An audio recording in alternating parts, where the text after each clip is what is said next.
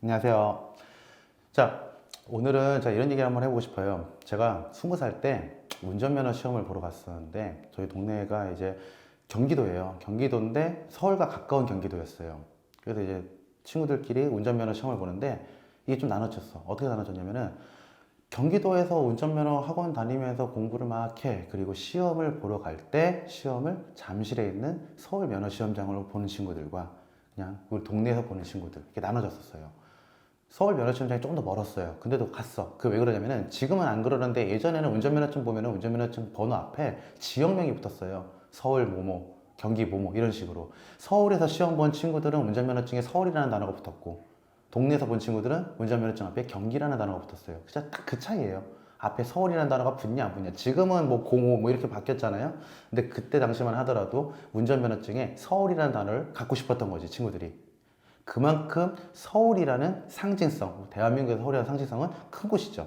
지금 문제가 되고 있는 건 어디예요? 김포예요. 김포는 왜 문제가 됐죠? 서울에 들어가고 싶대요.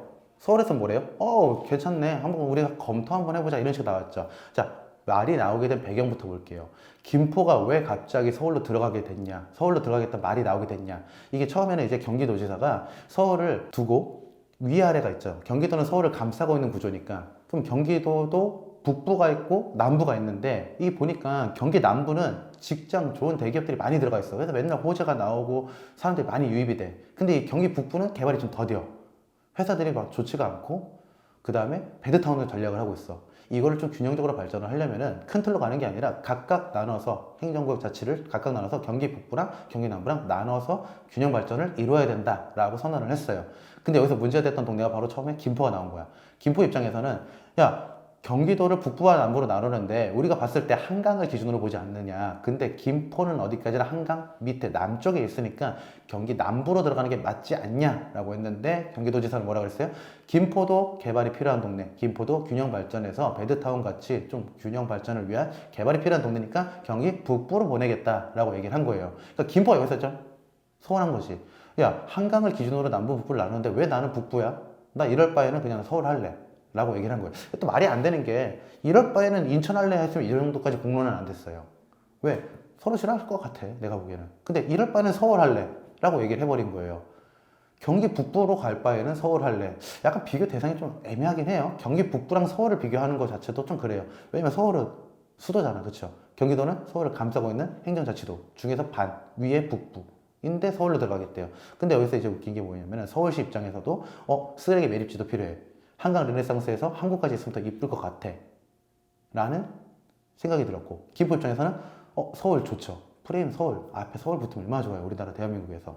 그리고 교통도 좀 해결할 수 있을 것 같아. 지하철 노선도 확장할 때 행정구역을 안 지나가니까 그럼 교통지역도 해결될 것 같아. 서로 윈윈 될 것 같아. 그 우리 서로 한번 이야기를 맞춰보자 라고 나온 거예요. 그래서 이게 공론화가 되면서 제가 보기에는 얼마 남지 않은 선거 프레임 카드로 쓰는 것 같아요. 왜 그러냐면, 최종 결정은 누가 해야 돼요? 대한민국은 투표를 해야 돼요. 누가 투표해야 돼요? 김포, 경기도, 서울시 같이 투표를 해야 돼요. 근데 이거 같이 투표해서 얘가 합쳐진다라고 했을 때 과연 얼마나 이거를 오케이를 할까? 왜냐면은 이런 생각이 들겠죠. 김포가 들어가면은 그 주변에 다른 경기도에 있는 행정자치도들, 뭐 하남이든 광명이든 이런 데들은 우리 또 서울로 갈 수 있는 희망이 생기지 않을까라는 희망과, 그 다음에 말도 안 된다, 이거는 뭐 정치 쇼다라고 하는 반대 입장과 이렇게 나눠지는 거잖아요. 근데 제가 봤을 때는 이런 생각이 들어요. 이 투표를 통해서 결정이 된다 하더라도 이거를 일을 하고, 이거 여론화 만들고 이걸 문서 정리하는 사람들은 누가 해야 돼요? 지자체 공무원들이 해야 되죠. 근데 제가 보기에는 공무원들의 의지가 과연 있을까? 주민들의 의견을 수렴해서 공무원들이 그 일을 하기 위해서 과연 열심히 할까? 왜 그러냐면은, 생각해봐요. 지자체 공무원들은 안에서 계속 발령을 받고 돌게 되어 있어요. 그 서울시 공무원은 서울시에서 계속 도는 거야. 2년, 3년마다 한 번씩. 계속 도는데, 이게 김포까지 확정이 되면 어떻게 되는 거예요? 서울시 공무원이었던 사람이 갑자기 김포 쪽, 지금의 김포 쪽 가서 서울시 공무원 일을 또 해야 되는 상황이 되는 거죠.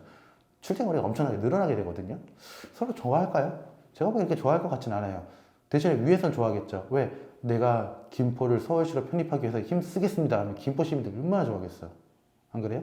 서울시 입장에서도 내가 쓰레기 매립지를 단 동네로 보내겠어. 그러면 서울시 얼마나 좋아하겠어요. 제가 보기에 이거는요, 그냥 정치 플레이 같아요. 이렇게 하다가 그냥 국민투표까지 가지도 않을 것 같은데, 만약에 가게 된다고 하더라도 이거는 찬반 투표에서 반대할 확률이 높은 거. 왜냐면 또 우리나라 특성상 남 잘 되는 거 보고 싶지는 않을 것 같아요. 그리고 행정적으로도, 그리고 절차적으로도 이거 한 다음에 투표 붙이고 법안 의결하고 이런 과정들이 엄청 길게 들어가 있어요. 이거를 질질 끌 거냐, 선거 끝난 다음에 가야 되거든요. 근데 제가 봤을 때 그럴 의지를 갖고 갈 사람들은 많지는 않을 것 같고, 어쨌든 이건 사람이 하는 일이잖아요. 그래서 이거는 제가 봤을 때 그냥 선거를 대비한 이슈, 이 정도로만 저는 생각을 하고 있어요.